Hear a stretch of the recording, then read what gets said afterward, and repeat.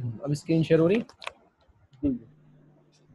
अब देखें IAS 38 में एक एस्पेक्ट तो हमने कर लिया ना, परचेज इंटेंजिबल एसेट का अकाउंटिंग ट्रीटमेंट क्या होता है, जो कि नॉर्मली टेंजिबल एसेट जैसा ही है, बिल्कुल कॉपी पेस्ट, कोई डिफरेंस नहीं। लेकिन जो इंटरनली जनरेटेड एसेट है उसका अकाउंटिंग ट्रीटमेंट में कुछ मसले हैं, अब वो डिस्कस कर लेते हैं। एज पर IAS 38 ये जो इंटरनली जनरेटेड एसेट है, गुडविल हो, ब्रांड नेम हो, पब्लिशिंग टाइटल्स हो, या इससे मिलते जुलते जो आइटम्स हो, अगर ये कंपनी ने खुद क्रिएट किए हैं, कंपनी वो कहती है कि मेरे पास 100 मिलियन की गुडविल है, वो गुडविल उसने किसी से खरीदी नहीं, with the passage of time खुद ही डेवलप की है, तो हम कहेंगे इंटरनली जनरेटेड गुडविल है। इसी तरह आपने एक प्रोडक्ट बनाया, उसका नाम मशहूर हो गया, वो ब्रांड नेम बन गया, तो वो भी कहलाया जाएगा इंटरनली जनरेटेड ब्रांड नेम, ठीक है। और ये जितने भी चारों आइटम्स मैंने यहाँ लिखे हैं, इसको कैपिटलाइज नहीं कर सकते, कुछ भी कर लें आप, IAS अलाउ नहीं करेगा कि ये कैपिटलाइज नहीं हो सकता। और ये कैपिटलाइज ना होने का रीजन क्या है, इनका रिलायबल मेजर होना ऑलमोस्ट इम्पॉसिबल, ठीक है। लेकिन इसका ये मतलब नहीं है कि इंटरनली जनरेटेड एसेट रिकग्नाइज नहीं कर सकते, जो रिकग्नाइज कर सकते हैं उनके लिए अलग क्राइटेरिया है। तो रिकग्नाइज्ड कौन कौन से हो सकते हैं, हमारे सिलेबस में जो एग्जाम्पल है रिकग्नाइज एसेट्स की, उसके अंदर आता है रिसर्च एंड डेवलपमेंट एक्सपेंडिचर। अब ये रिसर्च एंड डेवलपमेंट एक्सपेंडिचर क्या होता है, चलो इसको बात कर लेते हैं। R&D जिसको यूजुअली कहा जाता है, शायद आज दुनिया में कोई ऐसी कंपनी ना हो जो रिसर्च एंड डेवलपमेंट पे काम नहीं करती, क्योंकि टेक्नोलॉजी में एडवांसमेंट आ रही है और कस्टमर की नीड चेंज हो रही है, तो R&D पे बहुत ज़्यादा एक्सपेंडिचर किया जाता है। अब इस R&D एक्सपेंडिचर को ज़रा थोड़ा तोड़ देते हैं। एक तो हो गई आपकी रिसर्च कॉस्ट। कंपनी जब रिसर्च करती है और उसके ऊपर जो एक्सपेंडिचर इनकर्ट करती है, उसका ऑब्जेक्टिव होता है टू ऑब्टेन इंफॉर्मेशन गेन करना। अब रिसर्च सक्सेसफुल हो या अनसक्सेसफुल हो, रिसर्च पे फॉर एग्जांपल आपने $100,000 का खर्चा कर दिया, तो आपके पास क्या आएगा, आपके पास आएगी इंफॉर्मेशन। वो इंफॉर्मेशन सक्सेसफुल भी हो सकती है और अनसक्सेसफुल भी हो सकती है। दोनों केसेस के अंदर उसको कभी भी हम कैपिटलाइज नहीं करेंगे, बल्कि एज पर IAS उसको हम चार्ज कर देंगे हमेशा प्रॉफिट एंड लॉस अकाउंट। सही है, क्योंकि रिसर्च करने के बाद आप फ्यूचर इकोनॉमिक बेनिफिट को प्रोबेबल नहीं कर सकते कि आपको बेनिफिट मिलेगा। सही है। इन्वेस्टिगेशन का वर्ड यूज होगा तब भी हम यही कहेंगे रिसर्च हो रही है, सर्च का वर्ड यूज होगा, इन्वेस्टिगेशन का होगा। सही है। उसके बाद जब रिसर्च कंप्लीट हो जाती है, तो उसके बाद जिसका नेक्स्ट स्टेप शुरू होता है वो कहलाता है डेवलपमेंट कॉस्ट, ये डेवलपमेंट फेज। अब डेवलपमेंट फेज के ऊपर जब एक प्रोसेस शुरू होगा, तो उसके दो पॉसिबल अकाउंटिंग ट्रीटमेंट। जो भी डेवलपमेंट पे पैसा लगेगा उसको हम क्या रिकॉर्ड करेंगे, एक्सपेंस रिकॉर्ड करेंगे, प्रॉफिट एंड लॉस अकाउंट। ये तो रिसर्च के साथ कंसिस्टेंट हो गया कि रिसर्च भी एक्सपेंस में जाएगी और डेवलपमेंट भी एक्सपेंस में जाएगी। लेकिन अगर क्राइटेरिया मीट हो जाता है कैपिटलाइजेशन का, तो फिर रिसर्च कॉस्ट डेवलपमेंट कॉस्ट कहाँ चली जाएगी, बैलेंस शीट में चली जाएगी एज एन एसेट। ऑल्दो अभी प्रोसेस में है, जितना पैसा लग रहा होगा ना, वो पैसा हम कैपिटलाइज भी कर सकते हैं। अच्छा, फॉर एग्जाम्पल कि हमने एक प्रोसेस स्टार्ट किया और इस प्रोसेस के अंदर हमारी 100,000 की रिसर्च कॉस्ट लगी, फिर हमने उस प्रोसेस को आगे कंटिन्यू किया, उसके ऊपर डेवलपमेंट की 1.5 लाख और लग गए। ठीक है, ये कहाँ जाएंगे, स्ट्रेट फॉरवर्ड एक्सटर्नल में। इसके ऊपर हमने क्राइटेरिया पूछा, क्राइटेरिया चेक किया, क्राइटेरिया मीट नहीं हुआ, तो ये कहाँ जाएगा, एक्सपेंस में। ठीक है, उसके बाद जब नेक्स्ट फेज पे डेवलपमेंट में पैसा लगा 1,20,000, हमने इसका क्राइटेरिया चेक किया तो क्राइटेरिया मीट हो गया, अभी प्रोसेस कंप्लीट नहीं हुआ, तो हम इस 1,20,000 को बैलेंस शीट में एज एन एसेट रिकॉर्ड कर लेंगे डेवलपमेंट एक्सपेंडिचर के नाम से। सही है। सही। और उसके बाद सब्सिक्वेंट डेवलपमेंट जो होगी वो कैपिटलाइज होती जाएगी। अच्छा। ठीक है, जब तक प्रोसेस कंप्लीट नहीं हो जाता। हम्म, अब वो क्राइटेरिया क्या है? नॉर्मल जो रिकग्निशन क्राइटेरिया है ना हमारे पास, उसमें दो चीजें मैंने तुम्हें बताई, फ्यूचर इकोनॉमिक बेनिफिट्स और cost can be reliably measured. ये जो नॉर्मल क्राइटेरिया है ये परचेज एसेट्स पे लगता है, हम्म, इंटरनली जनरेटेड के ऊपर इतना कम पॉइंट्स वाला क्राइटेरिया चलेगा नहीं।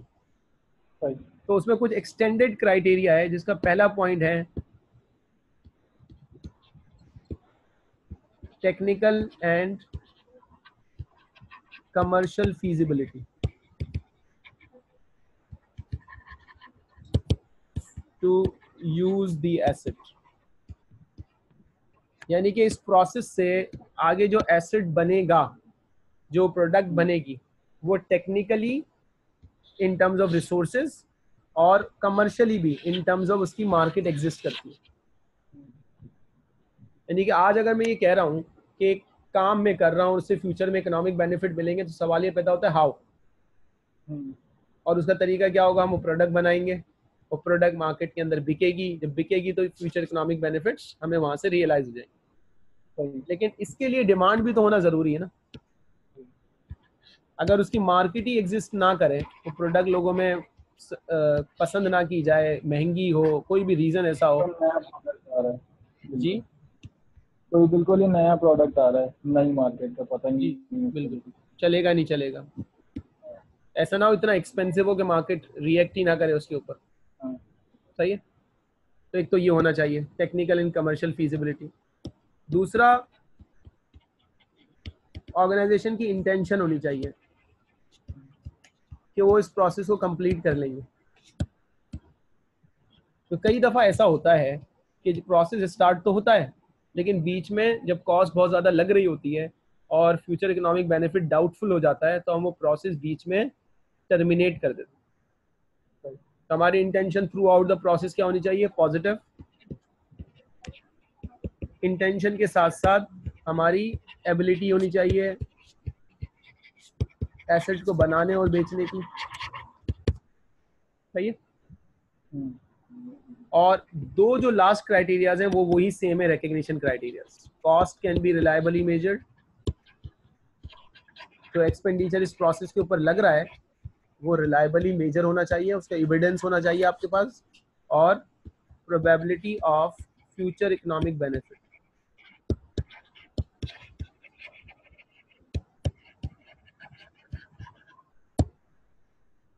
अगर ये पांचों पॉइंट्स, एक नहीं पांचों पॉइंट 500। एक साथ मीट होंगे, तो हम कहेंगे कि हम डेवलपमेंट कॉस्ट को क्या कर सकते हैं? हम डेवलपमेंट कॉस्ट को कैपिटलाइज कर सकते हैं। और कैपिटलाइज होकर डेवलपमेंट कॉस्ट कहाँ चली जाएगी? Balance sheet. बैलेंस शीट पर। सही है। जी। अच्छा, वंस कैपिटलाइज हो जाती है तो आपकी capitalised development cost is subject to amortisation. अच्छा। सही है, क्योंकि इंटेंजिबल एसेट अमोर्टाइज होते हैं। हम्म, अमोर्टाइजेशन का प्रोसेस कब शुरू होगा?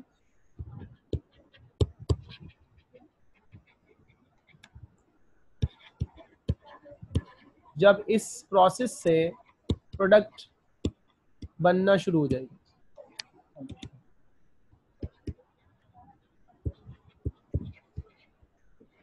rather than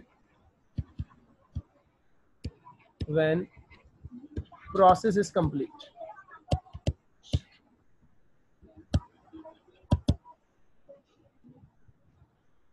मसलन फॉर एग्जांपल, आपका प्रोसेस कंप्लीट हुआ 30 जून पर और कमर्शियल प्रोडक्शन स्टार्ट हुई 1 अक्टूबर 16 के ऊपर, और ईयर एंड है 31 दिसंबर। हम कितने महीने का अमोर्टाइजेशन चार्ज करेंगे? 1 अक्टूबर से 3 हाँ, महीने का। हमारी अमोर्टाइजेशन शुरू होगी 1 अक्टूबर 16 से 31 दिसंबर 16, क्योंकि अमोर्टाइजेशन का ताल्लुक है कमर्शियल प्रोडक्शन के साथ rather than the completion of the process. अच्छा, इंटेंजिबल एसेट की जो अमोर्टाइजेशन होती है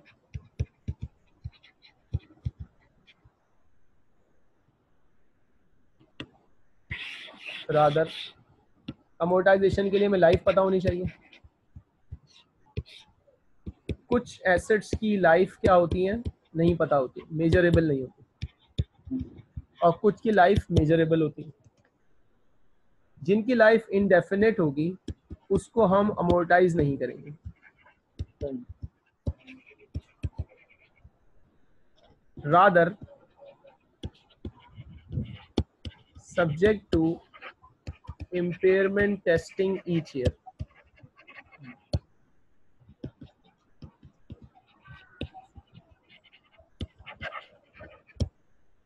और जिनकी लिमिटेड लाइफ होंगी इट्स सब्जेक्ट टू अमोर्टाइजेशन। यानी कि अमोर्टाइजेशन के लिए आपके पास डिफाइंड लाइफ होना जरूरी है। ये स्ट्रेट लाइन पे ही होगी या हाँ, मैं वही बता रहा हूँ। मेथड ऑफ अमोर्टाइजेशन, तो आईएएस में वर्ड लिखा हुआ है ना, वो लिखा हुआ है पैटर्न ऑफ इकोनॉमिक बेनिफिट्स। अब ये कोई मेथड नहीं है, पैटर्न ऑफ इकोनॉमिक बेनिफिट्स। ये बताता है कि अगर आपको ये पता है कि उस एसेट से आपको हर साल कितने इकोनॉमिक बेनिफिट मिलेंगे, तो आप उस इकोनॉमिक बेनिफिट के अकॉर्डिंगली उसको अमोर्टाइज करें। लेकिन most of the time pattern available नहीं होता, तो इन दैट केस इसके अंदर सिर्फ एक ही मेथड अवेलेबल होता है, स्ट्रेट लाइन मेथड। जैसे फॉर एग्जांपल हमने गवर्नमेंट से एक लाइसेंस लिया, लाइसेंस की कॉस्ट है 600,000, इसको हमने कैपिटलाइज कर लिया, 5 ईयर्स उसकी लाइफ है। अब ऐसे हम हर साल अमोर्टाइज करेंगे, तो amortisation expense for the year कितना होगा, 600,000 ओवर 5, 1,20,000 की amortisation profit and loss account के अंदर एज एन एक्सपेंस रिकॉर्ड होगा। सही है।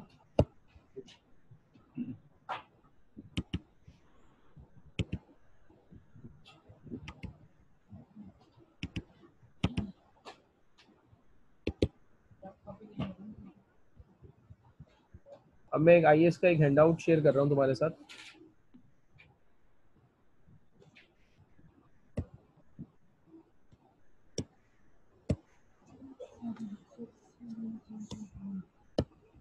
एक मिनट रुकना जरा।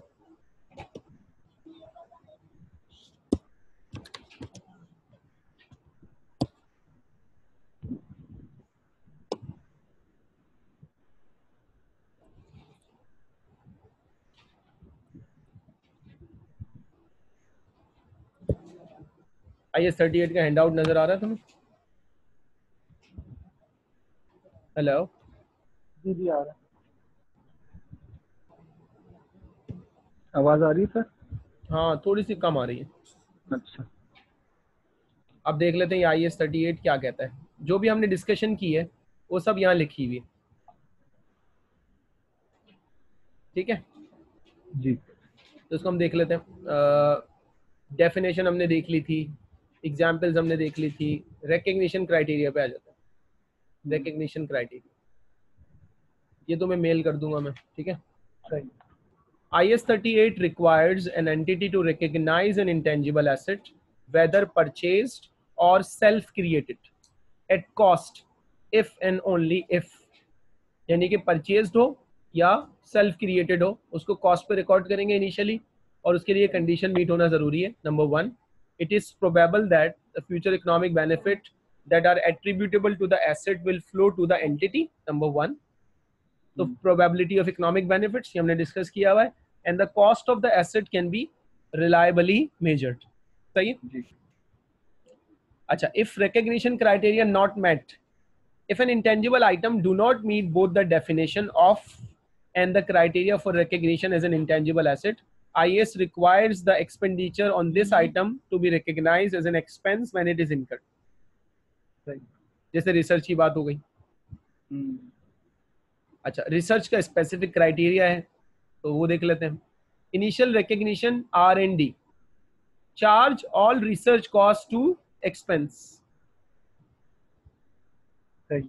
ये तो स्पेसिफिक हो गया कि जो भी रिसर्च कॉस्ट आएगी वो हम एज एन एक्सपेंस रिकॉर्ड कर देंगे हमेशा, चाहे सवाल में लिखा हुआ हो कि रिसर्च सक्सेसफुल है, XYZ कुछ भी हो।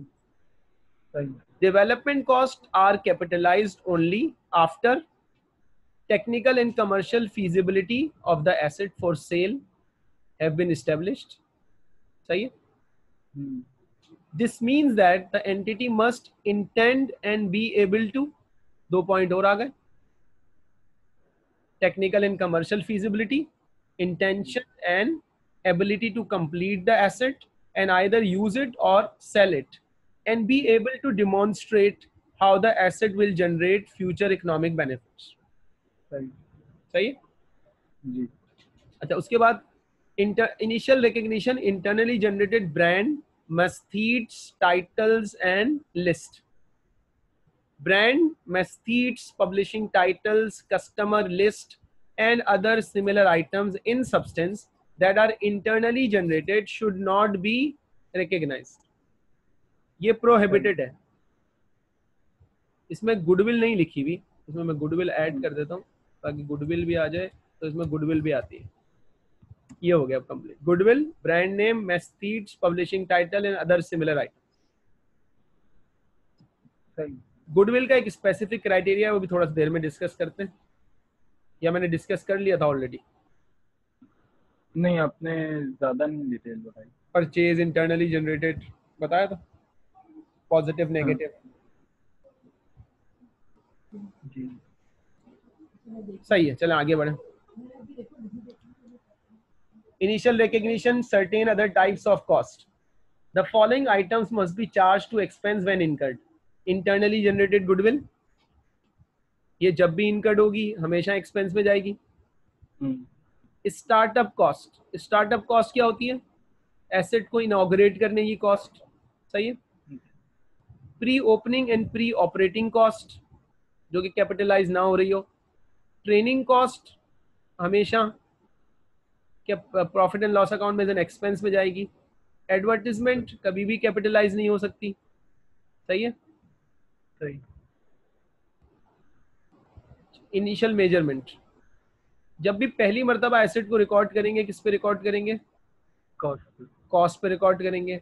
सब्सिक्वेंट मेजरमेंट, सब्सिक्वेंट मेजरमेंट के लिए हमारे पास 2 मॉडल्स हैं, cost model and revaluation model. ठीक है, अब एक इंपॉर्टेंट पॉइंट है, an entity must choose either the cost model और the revaluation model for each class of intangible asset. ये इंपॉर्टेंट पॉइंट है, each class of intangible asset. इसका मतलब ये हुआ कि अगर एक से ज्यादा क्लास ऑफ एसेट्स हैं तो किसी एक क्लास पर कॉस्ट मॉडल और किसी एक क्लास पर रीवैल्यूएशन मॉडल लग सकता है।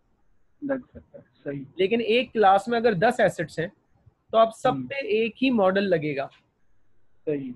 ये नहीं हो सकता कि आपने 4 किस्म के लाइसेंस लिए हुए हैं तो एक लाइसेंस को आपने कॉस्ट मॉडल पे रखा हुआ है और दूसरे को रीवैल्यू किया। सही। सही है जी। कॉस्ट मॉडल की definition, after initial recording intangible asset should be carried at cost minus amortisation.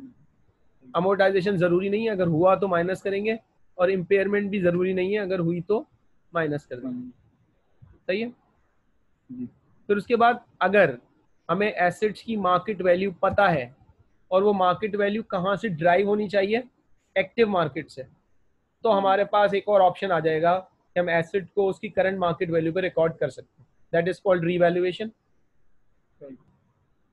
Intangible assets may be carried at a revalued amount based on fair value minus any subsequent amortization and impairment only if fair value can be determined by reference to an active market.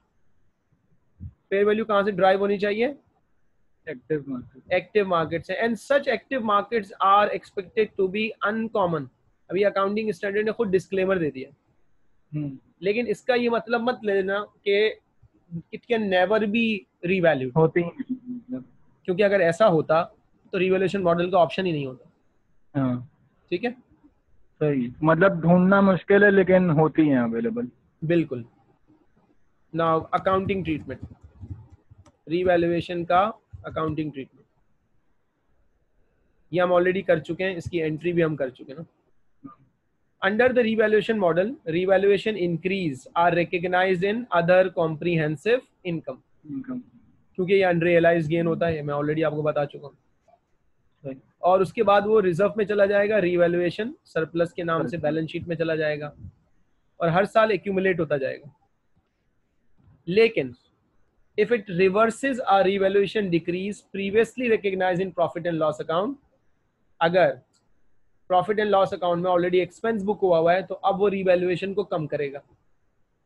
अच्छा। ये भी हमने discuss कर लिया था। Hmm. If the revalued intangible asset has a finite life, जिस asset को revalue कर रहे हैं अगर उसकी लाइफ हमें पता है तो वो अमोर्टाइज होगा, और अगर लाइफ नहीं पता तो फिर वो अमोर्टाइज नहीं होगा। नहीं होगा। सही है। जी। Classification of intangible asset based on useful life, measurement subsequent to acquisition intangible asset with finite lives. The cost minus residual value of an intangible asset with a finite life should be amortized on a systematic basis over that life.